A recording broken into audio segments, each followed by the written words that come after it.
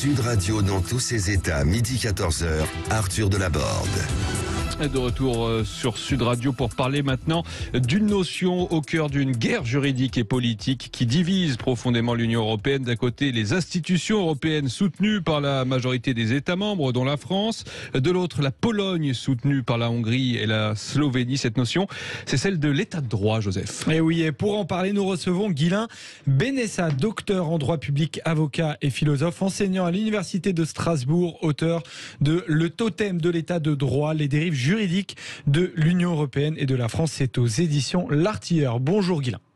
Bonjour. Bonjour à vous et merci d'être avec nous. Alors peut-être est-ce qu'on peut essayer de donner une définition de cette idée d'état de droit, notion complexe. Est-ce que si je dis que l'idée c'est d'abord que ni l'État ni la loi elle-même ne sont au-dessus des normes juridiques, est-ce que c'est un premier élément de définition qui vous convient ? Ah ben c'est pas faux. Alors le problème de l'état de droit, et c'est un problème qui se décline depuis ses origines jusqu'à aujourd'hui avec les questions européennes, c'est toujours le même, dans tous les journaux, dans tous les éditos, c'est de le définir. C'est quoi l'état de droit ? Et en fait, je propose toujours d'en revenir à une définition qui est la définition qu'on avait il y a 100 ans lors de son origine et qu'on devrait des fois garder à l'esprit. Oui. C'est qu'en fait, l'état de droit, c'est un état qui agit au moyen du droit. C'est-à-dire que la définition, qu'est-ce que c'est un état de droit, quand tout le monde s'interroge finalement sur ce que ça recouvre, c'est le fait qu'un état de droit, c'est un état qui agit par des règles de droit à tous les niveaux de la machine et qui ne dispose pas d'autre chose que des mécanismes prévus par la loi, au sens large du terme. Je prends un exemple pour tout simple, de la vie de tous les jours, pour que les auditeurs et tout le monde s'en aperçoivent. Si demain, vous avez une contravention sur votre voiture et vous devez la régler, et ben le titre qu'on vous demande de régler, il a été pris conformément à des règles qui elles-mêmes découlent de la loi, qui elles-mêmes découlent de la Constitution, et c'est donc ça, l'état de droit, c'est cette pyramide des normes qui fait que l'État et le droit se confondent à tous les niveaux. Et c'est donc intimement lié à cette idée de hiérarchie des normes avec au sommet la Constitution, comme vous venez de l'expliquer. Alors ça trouve une traduction un peu particulière au sein de l'Union européenne. Et à vos yeux, c'est même devenu cet état de droit un instrument juridique quelque part utilisé par les institutions pour affaiblir finalement le rôle des constitutions et in fine la souveraineté nationale. Est-ce que j'ai bien résumé la thèse de votre ouvrage ? Ah, complètement, c'est exactement ça. En fait, ce qu'il faut bien comprendre, c'est que ce que je viens de dire, la pyramide des normes, cet état de droit défini comme un réseau de règles, on comprend bien qu'à l'origine, encore une fois, l'état de droit se confond avec l'État. L'État, la France, les États-Unis, le Japon, tous ces pays sont des états de droit, ils agissent par des règles. Bref. Mais on comprend bien, ça coule de source, que dès qu'on se situe au-delà de l'État ou par-delà les États, exemple l'Europe, l'Union européenne, le problème c'est que l'Europe, par essence, veut primer sur la constitution des États membres, donc la France, l'Allemagne, l'Italie, etc. Et donc on se retrouve avec une articulation dans laquelle on a les constitutions nationales, j'allais dire en dessous du droit européen, et le droit européen qui prétend être au-dessus des constitutions nationales et des lois nationales. Et le problème, et c'est le conflit absolument majeur qu'on a en ce moment entre d'un côté les démocraties de l'Est et des États comme la France, l'Allemagne, etc., qui soutiennent activement, j'allais dire, le fédéralisme européen ou l'idée de l'Union européenne au sens large, c'est que les États de l'Est disent « mais attendez, j'ai une constitution, j'ai un droit national souverain en vertu de la pyramide des normes, j'allais dire classique ou traditionnelle, et de l'autre côté, l'Europe qui nous dit « non mais attendez, je suis aussi un État de droit, j'ai mes règles de droit et elles priment sur la hiérarchie des normes de ces États-nations ». Et donc, le duel, d'une part, il est pour moi, il est obligatoire, il est presque indépassable, et d'autre part, il est légitime parce qu'il y a d'un côté des États de droit à l'ancienne, exemple Hongrie-Pologne, et de l'autre côté un état de droit, j'allais dire, nouvelle manière, nouvelle version, qui est cette Union européenne qui prétend avoir quelque part sa constitution ou son droit au-dessus des droits nationaux. Donc derrière cette critique finalement de l'état de droit, ce que vous contestez avant tout, c'est la primauté finalement du droit européen sur le droit des États membres. Est-ce que je vous ai bien compris ?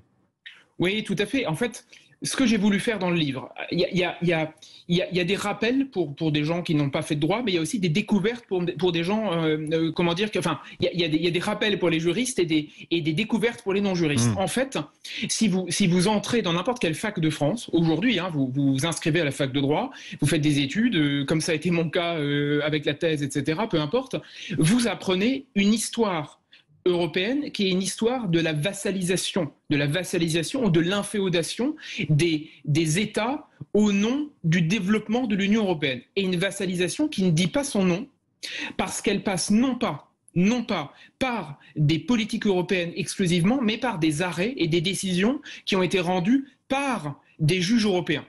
C'est-à-dire que le fait est que, et c'est vraiment l'angle de mon livre, et à mon avis c'est la donnée essentielle qu'on retrouve beaucoup dans le débat présidentiel avec des candidats comme Marine Le Pen ou Éric Zemmour, ils ont comment dire, la formule état de droit à la bouche très souvent, parce que on est au cœur d'un conflit politique, et je dis bien politique et non seulement juridique, parce que l'état de droit devient le terreau de deux versions du pouvoir et de deux versions d'être maître de son destin, encore une fois, la version nationale et la version européenne. Donc c'est à la fois une histoire un peu ancienne, l'état de droit, et à la fois une notion très actuelle, très contemporaine, au cœur de la campagne présidentielle. Et finalement, vous avez une conception assez proche de la Pologne et de sa cour constitutionnelle qui, le 7 octobre dernier, a décidé de faire primer ses règles nationales sur les règles européennes. Et on apprend d'ailleurs aujourd'hui que le tribunal constitutionnel, que Bruxelles, va lancer une procédure d'infraction précisément contre la Pologne, accusée d'avoir violé les principes généraux du droit de l'Union européenne. On est exactement dans ce rapport de force que vous nous décriviez. Exactement. En fait, je disais à l'instant, l'histoire européenne, c'est une histoire de vassalisation par des juridictions. En fait, l'Europe va inventer, ou plutôt les juges européens vont inventer un concept dès les années 60, donc c'est pas une histoire récente, c'est un long développement qui a 60 ans. L'Europe invente dans les années 60, donc les juges européens, ce qu'on appelle aujourd'hui le principe de primauté. C'est-à-dire que, on va dire, les juges européens disent que le droit européen prime sur les règles nationales, et ce principe de primauté va se décliner sur plein de concepts sortis par les juges de leur chapeau pour, si vous voulez, pour mettre en pratique la primauté du droit européen sur le droit national. Exemple, après avoir dit que la primauté européenne valait, on va dire par exemple que les directives européennes sont d'application de droit interne. Donc en fait, la loi française par exemple est inférieure, à écouter les Européens, est inférieure aux directives européennes, par exemple. Et en fait, ça va se décliner sur une période de 60 ans jusqu'à aujourd'hui. Alors vous me disiez à l'instant, vous me demandiez si j'étais finalement proche, ou en tout cas si je soutenais juridiquement la position des pays de l'Est. Oui. Alors je vais vous répondre tout de go. La question pour moi n'est pas de défendre intrinsèquement la politique des pays de l'Est, c'est de défendre le fait que leur version de l'état de droit est littéralement la version qui primait il y a 100 ans. On a inventé l'état de droit, c'est des juristes allemands qui l'ont inventé au début du XXe siècle. À l'époque, l'état de droit n'avait strictement rien d'autre à dire, ne disait rien d'autre que la primauté du droit interne, donc de la Constitution nationale, la primauté de la Constitution sur toutes les règles inférieures. Oui. Mais il était absolument invraisemblable d'envisager que du droit qui n'a jamais fait l'objet d'une sanction populaire, qui ne vient pas du peuple, qui ne résulte pas de la volonté de la démocratie, puisse l'emporter sur justement des règles démocratiques. Or, qu'est-ce que dit l'Europe ? Et qu'est-ce que nous rappellent des États comme la Pologne ou la Hongrie ? Ils nous rappellent tout bonnement que, mais attendez, mes règles nationales relèvent de la Constitution, qui est la propriété du peuple souverain. Le peuple a eu la liberté et le choix de prendre ces lois ou ces règles-là, et donc c'est un rappel de l'état de droit à ses origines, c'est-à-dire par nature la Constitution, qui est l'œuvre du peuple souverain, primera toujours sur toutes les règles de droit international, quelles qu'elles soient, et notamment venues de l'Union européenne. Donc, ma position, elle est simple. Moi, je ne dis pas les populistes de l'Est ont raison, au sens politique du terme. Je dis toujours les Polonais ou les Hongrois ont raison, parce que d'une certaine manière, leur version de l'état de droit n'est pas moins bonne que la version européenne de l'état de droit, dont il y aurait d'ailleurs beaucoup à dire, parce que l'Europe est infichue de définir clairement ce qu'est l'état de droit depuis des années. Donc finalement, c'est deux logiques qui s'affrontent et il n'y a pas le bien et le mal, absolument pas. Il y a deux versions du concept et les deux sont en train d'entrer en duel parce que d'une certaine manière, les deux ont raison et les deux veulent avoir raison. Alors on va se retrouver juste après cette pause pour continuer à parler avec notre invité sur ce sujet passionnant de l'état de droit. Vous nous appelez 0826 300 300. Sud Radio dans tous ses états, midi 14h, Arthur Delaborde. Et nous sommes toujours avec notre invité Julien Benassa qui est avec nous pour parler de son livre Le Totem de l'état de droit, les dérives juridiques de l'Union européenne et de la France. C'est aux éditions de l'Artilleur. Julien Benassa, vous nous expliquiez tout à l'heure les critiques que vous pouviez émettre s'agissant notamment de la primauté du droit européen sur le droit interne, le droit des États membres. Mais finalement, cette logique européenne, elle est assez simple. Et d'ailleurs, c'est la même qu'un contrat privé. Si après avoir conclu un contrat, un État dit non, j'ai mon droit interne qui m'empêche de le respecter, est-ce que c'est pas trop facile? Est-ce que c'est pas un moyen tout de même pour des pays comme la Pologne de ne pas respecter les obligations voilà, pour lesquelles elles se sont engagées notamment dans les traités? Vous posez une excellente question. Vous l'abordez, à mon sens, d'un sacré point de vue. C'est-à-dire que vous vous demandez, est-ce qu'on peut se dédire d'un contrat qu'on a conclu? Vieille question juridique, vous payez votre facture, vous devez la régler, c'est valable dans tous les domaines. Oui. En fait. Oui, mais j'ai envie de vous répondre. Et c'est tout l'enjeu de l'état de droit. Qui a conclu le contrat? Dans la mesure où, je prends l'exemple de la France, restons 2 minutes chez nous. On nous dit constamment, je dis on, mais c'est une discussion qu'on peut avoir même, j'allais dire, à Noël en discussion politique s'il y a pour sortir un peu des histoires de Covid. On a souvent des débats sur, vous savez, sur le pouvoir du référendum. Est-ce que la France a validé toutes les décisions européennes, le traité de Maastricht, en revenant un peu en arrière. En fait, j'ai envie de vous dire, le problème, c'est que très souvent, on ne demande pas tellement au peuple de signer les traités auxquels les États consentent. Ce qui est un problème essentiel, parce que si on prend l'exemple français, en réalité, depuis le départ, on a eu un traité de Maastricht qui a donné lieu à un écart de voix.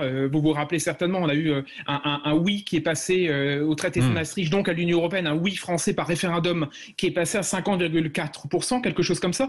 Donc c'était passé littéralement à un cheveu du non français. Et si on prend le traité de 2005 sur le projet de constitution européenne, là on a eu carrément un non français à plus de 55%. Je vous dis ça parce que c'est bien le problème, c'est que pour moi, là je prends un peu les armes de l'avocat, mais soyons un peu précis. Pour moi, la question fondamentale, c'est la question du consentement. Pour une question de consentement, la question c'est qui a décidé de consentir à l'acte juridique. En l'occurrence, aux traités internationaux, comme c'est valable pour la Convention européenne des droits de l'homme, c'est valable pour les traités européens. À mon sens, le problème, c'est que c'est bien ce hiatus-là, c'est que d'un côté, les peuples ont rarement, voire pas du tout été consultés, ou alors très peu informés. Lorsqu'ils ont été consultés, on ne peut pas dire qu'on les a beaucoup écoutés. Confère le référendum de 2005 qui a donné lieu à un non et finalement le traité de Lisbonne a été adopté, donc on s'est concrètement assis sur le vote français. Et en fait, concrètement, si aujourd'hui on demandait aux Français mais qui a vraiment consenti et qui sait en quoi est constituée cette armature du droit européen, à mon avis, la plupart du temps, on serait infichu de savoir ce qu'il y a derrière tout ça.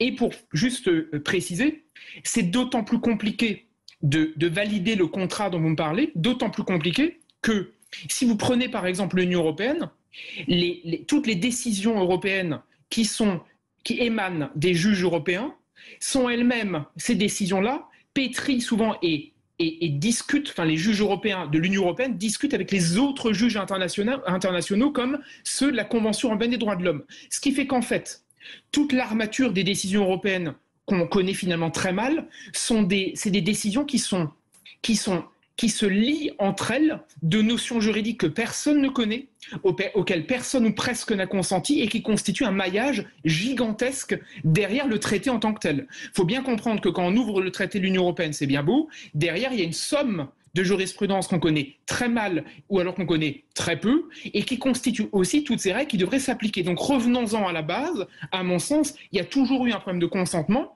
et c'est la raison pour laquelle pour répondre à votre question sur les démocraties de l'Est, c'est la raison pour laquelle la Pologne et la Hongrie, à mon sens, aujourd'hui, ont cette position, parce qu'eux sont rentrés il y a à peine 20 ans dans l'Europe et disent aujourd'hui, attendez, on a consenti à tout cela, mais on ne s'est pas rendu compte qu'en consentant, on consentait non pas à un traité et à, on va dire, les obligations qui vont avec, mais à toute la jurisprudence et toutes les valeurs qui se cachent derrière les traités, notamment, par exemple, cette non-discrimination à outrance qui donne lieu à ces discussions sur la fluidité de genre, ces arrêts qu'on a européens sur la question de la non-discrimination à tout va, et qui fait que finalement les pays, j'allais dire, d'Europe de l'Est découvrent quelque part au fur et à mesure que ce à quoi ils ont consenti, c'est gigantesque et ça dépasse largement ce qui était prévu. La question intéresse beaucoup, la question de l'état de droit. On est avec Guilain Benessa, docteur en droit public, avocat et philosophe, qui a écrit Le totem de l'état de droit, les dérives juridiques de l'UE et de la France. Et vous réagissez au 0826 300 300, ce qui a été le cas d'Alexandre de la Drôme. Bonjour Alexandre. Oui, bonjour. Vous avez donc une question pour Guilain Benessa. Oui, en fait, juste une précision.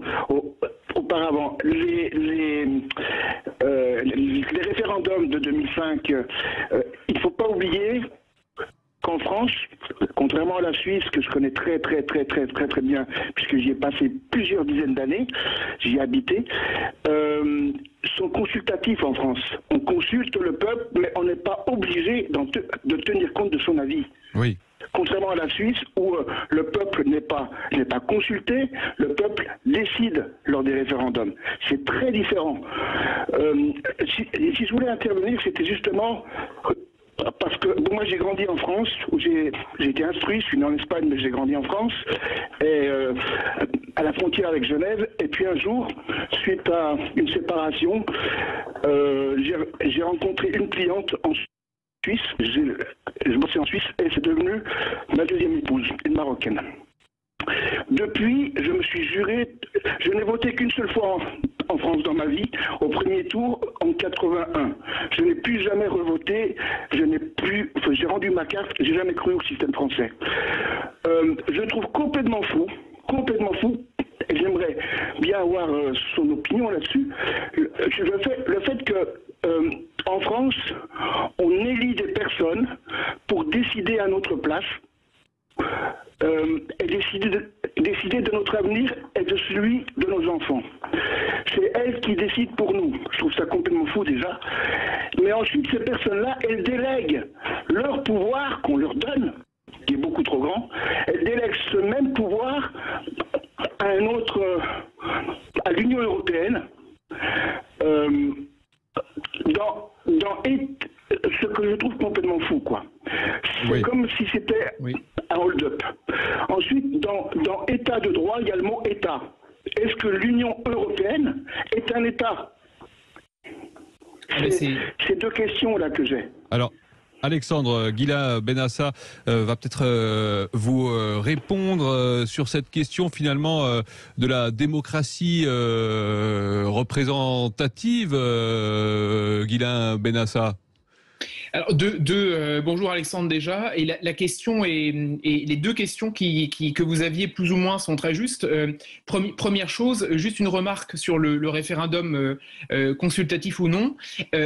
L'idée du général de Gaulle, je prends une vieille histoire française mais tout de même, pourquoi est-ce que le général de Gaulle a utilisé, je passe les détails juridiques, mais a utilisé un article précis dans la Constitution pour consulter le peuple sur l'élection du président au suffrage universel direct, parce que je rappelle qu'en France, à l'origine, en 58, lors de l'élaboration de nos institutions, le président n'était pas élu au suffrage universel direct. Oui. De Gaulle a voulu en passer par le peuple pour précisément court-circuiter les juges du Conseil constitutionnel et permettre au peuple de donner directement son avis pour se remettre à la décision populaire. Ça veut dire que, à l'origine, dans nos institutions, il y a toute l'idée que le référendum est une façon de court-circuiter le pouvoir des juges pour demander directement au peuple par référendum de se positionner. Si le référendum donne une position, la position qu'elle obtient, on va dire que le résultat qui advient, De Gaulle a toujours considéré à l'époque qu'il fallait s'en remettre à la décision du peuple et le suivre. Première remarque. Deuxième remarque, la question de savoir si l'Europe est un État de droit. Ce qui sous-entend effectivement de savoir si l'Europe est un État. Eh bien, c'est bien le problème.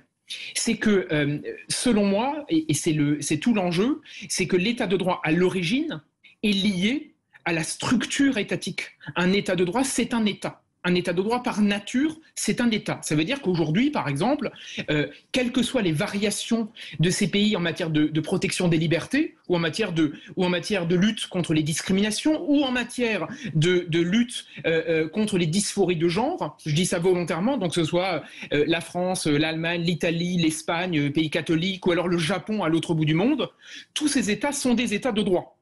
L'Europe est devenue un État de droit en confisquant la notion d'État de droit qui était rattachée aux États pour s'en faire finalement une gardienne corrompue. Corrompue, non pas l'Europe qui est corrompue, mais la notion d'État de droit a été corrompue parce qu'aujourd'hui, il y a beaucoup de droits dans la notion d'État de droit, mais il y a très peu d'États. Quand on parle d'État de droit, on a, vous parlez, vous savez, normalement, enfin souvent, lorsqu'on a aujourd'hui des débats sur l'insécurité, l'immigration, les quartiers nord de Marseille, le pouvoir des policiers qu'il faudrait renforcer, des choses comme ça. À chaque fois, on a la même question, c'est y a-t-il ou non, risque-t-on ou non d'empiéter sur les libertés fondamentales, c'est-à-dire sur les libertés individuelles. Mais vous voyez que cette question de la protection des libertés individuelles, aussi légitime soit-elle, n'a strictement plus rien à voir avec le fait que l'État en soi est un État de droit, c'est-à-dire une structure juridique. Et c'est cette façon dont petit à petit on a dissocié la forme de l'État de droit, comme le fait par exemple l'Union européenne, pour qu'aujourd'hui on ait l'impression que l'Europe est un État de droit. Pour finir là-dessus, et c'est une opération que j'ai faite dans le livre pour en revenir à des choses simples qu'on peut tous vérifier. Si vous allez voir l'article 2 du traité sur l'Union européenne, vous avez la définition de l'état de droit par l'Europe. Et si vous regardez cette définition, quelle est-elle ? Eh bien, il n'y en a pas.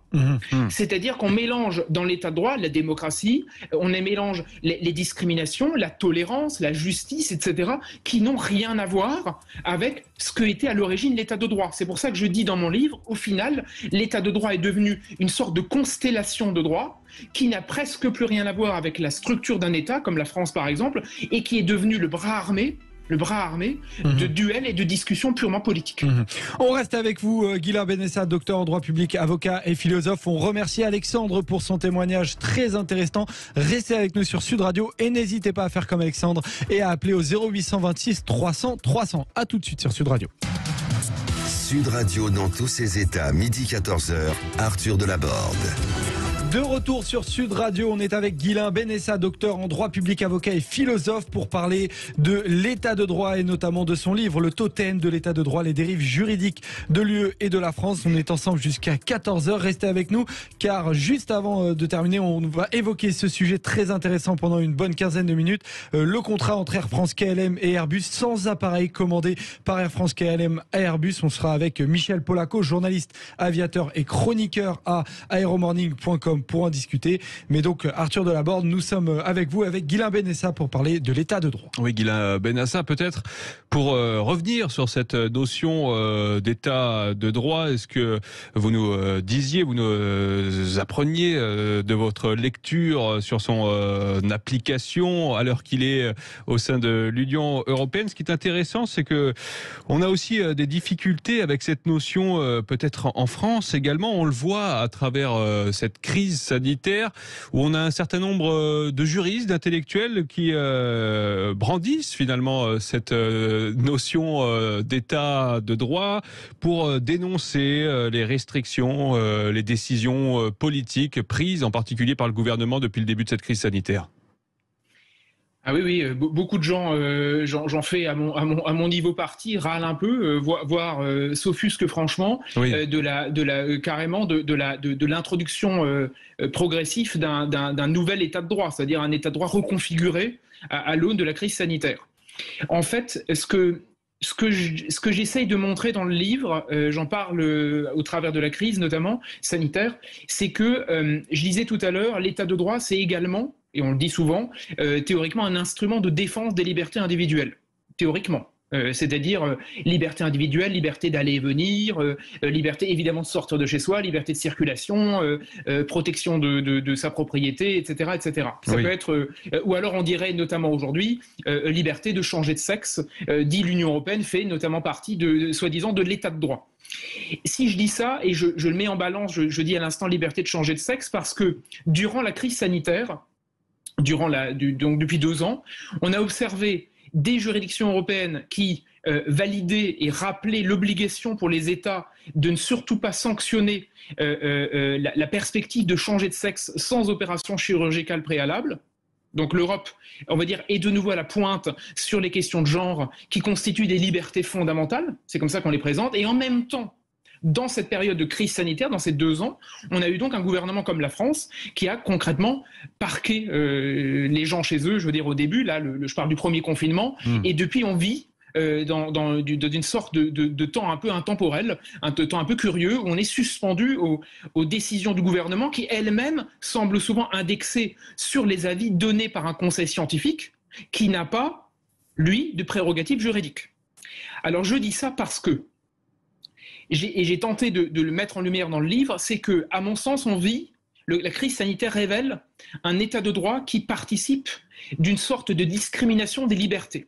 Il y a des belles, il y a des mauvaises libertés. Il y a des libertés à la pointe et il y a des libertés qu'on ne défend plus beaucoup. C'est-à-dire que, en même temps que les libertés à la pointe, les libertés du diversitaire ou les libertés modernes ou extrêmement contemporaines sont portées au nu, au moment même où on a ces questions-là qui se posent, la question de sortir de chez soi, la question du confinement, qui est quand même la restriction première et invraisemblable du droit de sortir de chez soi, je veux dire, c'est quand même fondamental. Je veux dire, juridiquement, c'est un truc de fou. Je vous dis ça personnellement, j'aurais jamais imaginé, moi, qu'on me dise longtemps, peut-être le début, je ne parle pas du premier confinement, qui peut être légitime, on ne savait pas, c'était le brouillard, pourquoi pas. Mais aujourd'hui, j'entends des médecins revenir avec la question du confinement, et je ne me place pas du point de vue sanitaire, je me place bien du point de vue des libertés, au sens de l'état de droit. Du point de vue des libertés, on a donc une crise sanitaire qui a modifié constamment nos rapports aux libertés, à tel point qu'aujourd'hui, on en est venu à considérer presque pour acquis, qu'on puisse être parqué chez soi, sortir avec son passe sanitaire, faire l'objet d'un contrôle digital, voire même d'une collecte de données. Parce que l'exemple chinois ou le contre-exemple chinois est quand même dans toutes les têtes sur la question du traçage, etc., etc. Et en même temps, dans la même temporalité, dans la même époque, on a des discussions sur l'élargissement de l'euthanasie, sur la question du genre, qui donc se propage la question juridique, et la Convention européenne des droits de l'homme, qui va toujours plus loin dans les non-discriminations. Et vous voyez, c'est ce que j'essaye de montrer, c'est qu'en même temps, il y a des libertés qu'on défend ou qu'on veut absolument approfondir envers et contre tout, et des libertés primitives, avant toute chose, celle de sortir de chez soi, qu'on a réussi à rayer, en tout cas à mettre en suspension, à mettre en parenthèse, aussi, je veux dire, le temps d'un éternuement. Et ça, cet état des lieux, je trouve dangereux. Et je suis, j'avoue, assez estomaqué qu'on puisse avoir toutes ces discussions dans le cadre de ce qui est censé être un état de droit, c'est-à-dire un instrument de défense des libertés individuelles. Eh bien, écoutez, merci beaucoup Guilain Benassa d'avoir été avec nous sur Sud Radio. Je rappelle donc le titre de votre ouvrage, Le totem de l'état de droit, les dérives juridiques de l'Union européenne et de la France. C'est aux éditions L'Artilleur. Un débat passionnant. Merci d'avoir été avec nous. Et dans un instant, on va parler d'Airbus. Et oui, tout à fait, Arthur Delaborde. On sera avec Michel Polaco, journaliste aviateur et chroniqueur à aeromorning.com. Et on va discuter de ce méga contrat passé entre Air France KLM et Airbus. Vous allez voir, ça va être très intéressant. Appelez-nous au 0826 300 300 si vous souhaitez y réagir. À tout de suite.